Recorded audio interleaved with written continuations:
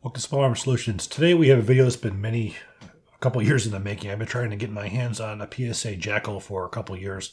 They came out around 2022, maybe late 2021, and they pretty much hit like a storm. This was a rifle that they built from the ground up. Many people look at it and say it's a scar at home.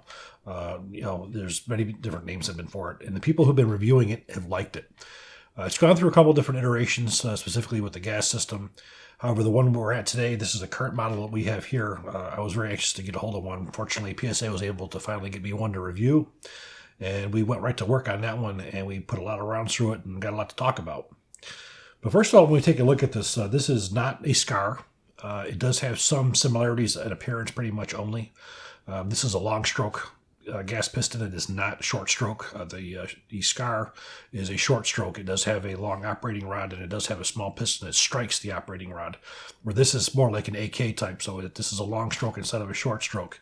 It uses a rotating bolt, which we're going to see, a regular 7-lug Carpenter 158 M16 type, but it is not an M16 type. Where it does get interesting here is the lower receiver. The lower receiver is M16 AR-15, and that's what we're going to get into when we take it apart. Let's start taking a look at it from the muzzle to the front. Now, this came with an A2 compensator on here. I have a GSL mount on here because I shot this with a GSL multi-caliber suppressor. So that's why that's on there. The barrel is 4150 chromoly vanadium steel, nitride treated, which is most of what comes out of PSA in many companies these days. We talk about the benefits of nitride versus chrome. This has been going on for quite some time. Which one's better? Which one's worse? There's been not really what you'd call any credible studies to compare the two of them. I can tell you from my experience and what I've come to learn from my experiences, for the standard guy, for a guy who's using a rifle on a weekend, for a guy who's using one for duty use, there's absolutely nothing wrong with nitride barrels. There's some benefits of the nitride for as far as it's a treatment, not a coating, and not a plating. It's much easier to apply, and it's less expensive than chrome. The benefits are it has a finish that does not need lubrication. It's a lubricious finish that you don't need to lubricate. It's corrosion resistant. It works very well. It's easily cleaned. Where's the bad come into it? Well, where chrome really shines is the fact that it is better for machine guns. It's better for full auto. The plating is 2 to 3 times harder than barrel steel. There's no treatment that's going to make a barrel 2 to 3 times harder than it actually is. The chrome plating will. However, with the chrome plating, a barrel has to be made specifically for it. If you look at the width and the length of the lance and grooves, they have to be slightly decreased to account for the plating of the chroming process. So it's slightly more expensive, but really where the chrome plating benefits you, in my opinion, is for hard use as a military type rifle. So myself, I don't have any qualms one way or the other. Cold hammer forged versus non-cold hammer forged. That's a whole different ballgame. But PSA is very much known for using nitride treated barrels. They have had some chrome in the past, but the ones I've seen for this are nitrided. This has a gas system, which is 8 positions. Now you go from one position, which is completely off, and you go to the other extreme, which is all the way open, and your best area is right in the middle. Now for a range gun, the 8 position I think is excellent. You can adjust it towards your ammunition. For instance, with this, I had an adjustment for using the M193 ammunition that I was shooting all day, and then I checked for a new setting with the GSL suppressor. I had one click I had to go rearward for the sound suppressor, and that was about it. So the gassing was quite well. The only aspect of a gas system like this where it's not good is when you look at it for military use. This is not a military rifle yet, although this does have potential. I certainly do believe that it does. For a military rifle, you want 2 positions, because with military rifle, you're going to have known ammunition. Because you have no variable of ammunition, it is much easier for you to be able to have a suppressed and an unsuppressed setting.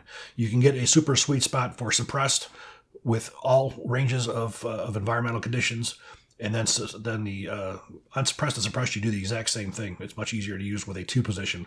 But this is 8 position, so you can mess around with your different loads. It's a very simple process for as far as setting. Basically, what you do is what I did today was I set it all the way to the off position, and I fired 1 round, and I kept firing 1 round and adjusting my one notch until the bolt held back and locked open on the last round, until the bolt held open. Then I did 2 or 3 shots to verify, and then I was set. And then when I went to suppressed, I basically backed it off too, put the suppressor on, fired. I had a short stroke, opened it up in one more position, locked back perfectly. There I was. So it's a relatively simple system to use, but again, a little more complex if you're using it for military use. The handguard you see here is a M-LOK handguard, full-length rifle handguard. This is a one-piece upper receiver made of aluminum. Looking at your rear, again, no forward assist. You have a charging handle that's it's reversible left and right-hand side, which when we take it apart, we'll show you a little bit more of that. We have a Zukov stock on here, which works out perfectly. Now, we didn't have what you would call specifications I could find online for everything. So basically, I did some of my own measurements to get you exactly what I had here. For as far as a overall weight was concerned, with my Vortex optic on here, with no magazine, I was weighted at 9.95 pounds. Again, operation was long stroke, rotating bolt. Now, with the stock totally extended, we're looking at a length of 37 inches. If we close this stock up, we go with 34 inches. And if we decide we're going to completely fold, we're looking at about 27 inches. Now, again, those might be a little bit different than what you're going to get from PSA because, again, I'm taking into account my optic and my muzzle device as well. Now, let's take this thing apart and start taking a look at some of the interesting aspects of it.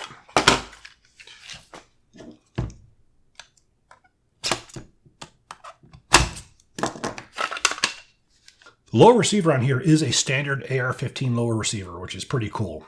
All your components for as far as your hammers, your triggers, disconnectors, your entire fire control groups, anything that works in an AR-15 will work in this. The bolt catch is the only thing that's a little bit different. If you look at the bolt catch, you're going to see a photograph. This is a lot thinner than that of a standard bolt catch where the ping pong paddle is. And that's basically because you have a thicker upper receiver. So that's the only modification. Now, for as far as the stock is concerned, you have an insert where this piece comes in, and with this whole stock assembly here, this part right in here, works with the upper receiver so everything fits together. And that's just a matter of dropping in 2 pieces and a locking bolt in the rear. Again, this is a standard AR-15 lower receiver. You do have a Magpul type pistol grip on here as well, which I thought was very nice. So this is all there is to it. Standard part, which is always good to have parts commonality. Now taking a look at the system. Now to remove your bolt assembly, you have your operating rod right here that you're going to push in and pull down, and you're going to pull your bolt assembly and your spring right out. So here's your operating rod spring, very much like an AK or a SCAR, or your type of a recoil spring that you have. Now we take a look at our bolt carrier group. Now this is where this is not SCAR at all. This is a long stroke piston, just like that of an AK. There's no gas rings on it. So again, it's just like that of an AK. You have chrome plated on here. Now when you look at your carrier, on the other hand, your carrier has that resemblance of the AR-18, which is like the SCAR, which is like the G36. It's like the most of the modern assault rifles, the ACR, all utilize this AR-18 or AR-180 type bolt carrier group. Your bolt itself is Carpenter 158, same as mil spec. Your carrier is made out of 4830 steel. Now for disassembly of the carrier, very, very simple. You know, remove the firing pin, retaining pin. Remove your firing pin.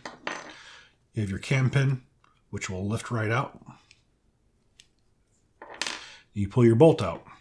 So again, this is very similar to that of the AR-15, but it's specifically designed for this rifle. Of course, you can remove your extractor in the same way. I do believe the extractor is compatible with that of any regular AR-15. All there is to it.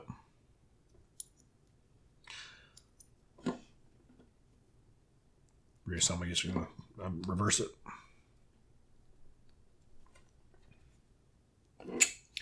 Dropping it in the front. Now again, you make sure your extractor is facing 3 o'clock. And you have an index point just where you can grab onto it, and you're going to drop that right in.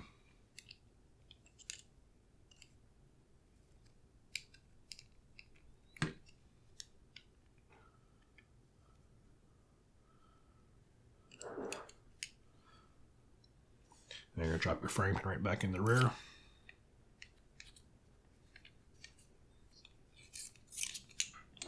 Insert your And there you have it. Now this is pretty much as far as you're going to go. Now you do have the ability to adjust your charging handle to the left or to the right. Basically, we're going to pull that to the rear. We can pull that out. We can adjust that over to the side. Move it forward. And now we have it on the right side, if that's what you chose. Myself, on the other hand, I tend to prefer that it goes on the other side. That drives back into place. Now for reassembly, this is a trick. You need to make sure that you have this in the forward position. Bolt in the unlock position. Okay, we drop that right back in like so. There we go. Now for reinstallation of the recoil spring. Now there's a little cut on the other side of the upper receiver. You push it inward, lift upward. And there you have it. Reinstallation.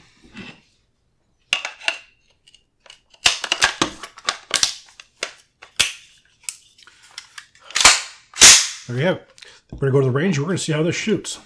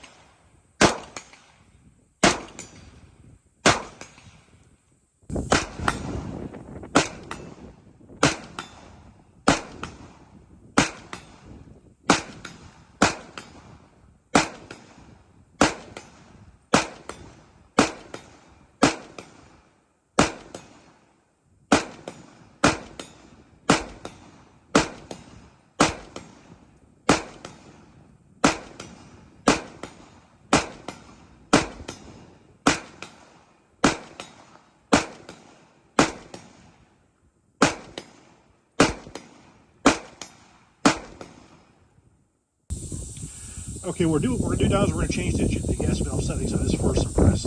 So we had it all the way, we had it open. So we'll work with the standard pressure ammunition because we're going to be using a sound suppressor. It's going to be overgassed. So I'm going to take that gas down a couple notches, and we're going to adjust it so the system is balanced properly. So we'll fire one round, and we'll see if it locks open for us.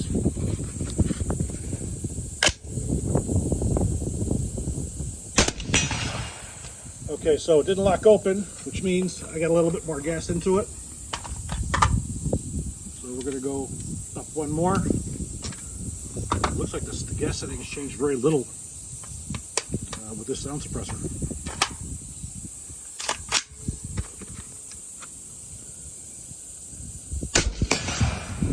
Okay, do one more just to verify that it's in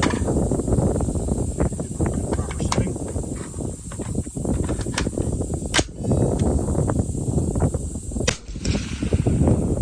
We're good to go.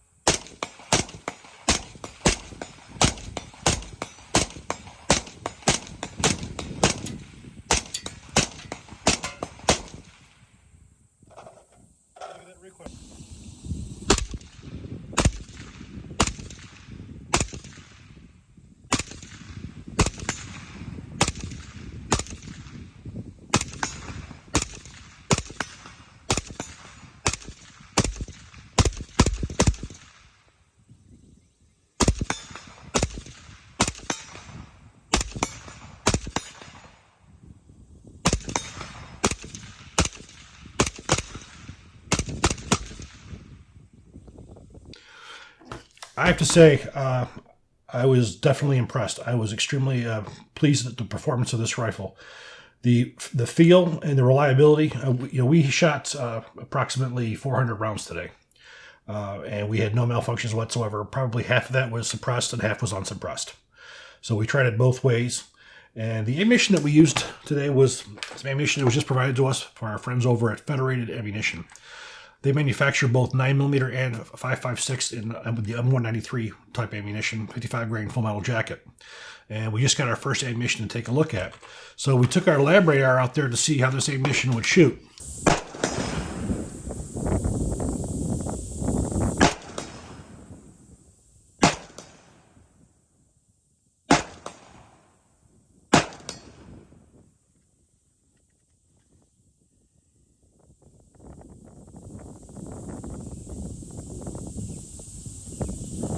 Average 3,082 feet a second. Standard deviation 40.3 feet per second.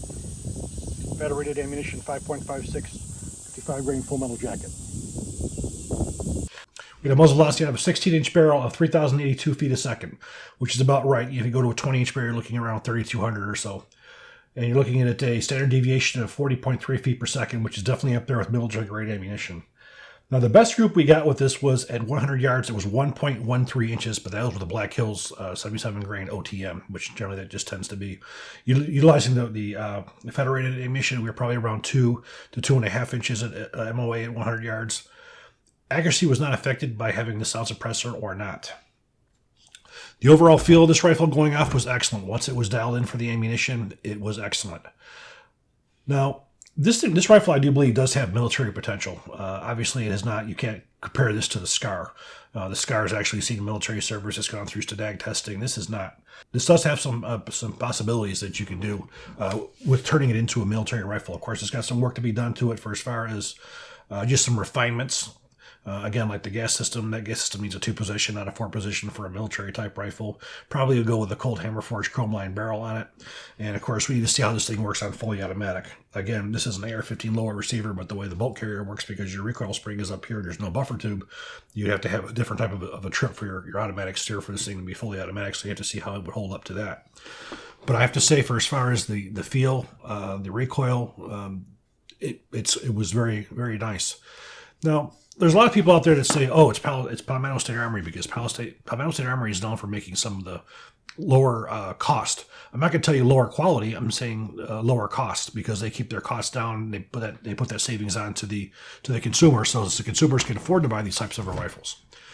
That does not mean they're not doing their job for as far as making quality products, proper engineering. What you're seeing here, this was not something that was adapted out of an AR-15. What you see here was something that was put together from scratch. You took some of the neat things about the AR-18 or AR-180. Then you took the AK type gas system on it, and took an AR-15 lower receiver, and you put a whole bunch of different things together to make one rifle that works really, really good. So this is a rifle that we'll be doing some more work with. This is one of these runs that I'm going to probably put 5,000-10,000 rounds through it over the next year or two, and we're going to see how this thing is going to work, how it's going to hold up. But right now, just with a few 400 or so rounds that we put through it today at the range, which we actually did the shooting today, I was very, very pleased. I'd like to thank our friends over at Challenge Targets for providing the steel target that we shot at today. We shot our groups with maybe 20 or 30 rounds, and then we went to steel. It's much nicer to hear that ping that you know when you hit that target, for that instant feedback. If you guys are looking to get some good steel targets, take a look at Challenge Targets website. Use the code SAS, and you can save 10% off of any steel target. Hope you guys enjoy this video. If you do, please click like, please subscribe, and even better, share.